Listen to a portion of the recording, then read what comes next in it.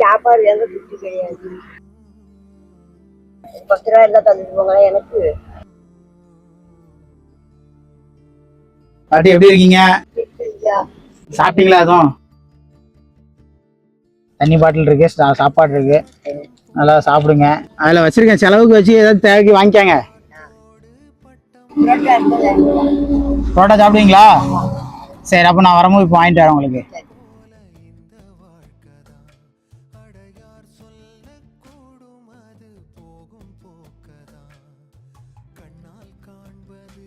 நீங்க கேட்டீங்கல்ல புரோட்டா, வாங்கிட்டு வந்தாச்சு, சுட சுட இருக்கு. சாப்பிடுங்களா? இங்க முடியுமா இல்லையான்னு தெரியல, அதனாலதான் சால்னா போட்டு விரவியே ரெடி பண்ணி அவங்க கொண்டு போய் கொடுத்து வந்துட்டோம். அதனால சின்ன சின்ன உதவி பண்ணுங்க. அவங்கள சந்தோஷப்படுத்துன்னு நினைச்சோம். ஒரு வேளை சாப்பாடும் அவங்களுக்கு என்ன தேவையோ அதையும் நம்ம கொடுத்துட்டு அவங்கள திருப்தியா சந்தோஷப்படுத்திட்டு வந்துட்டோம். இது நமக்கு போதும். இன்னும் தொடர்ந்து பண்ணிக்கிட்டே இருப்போம்.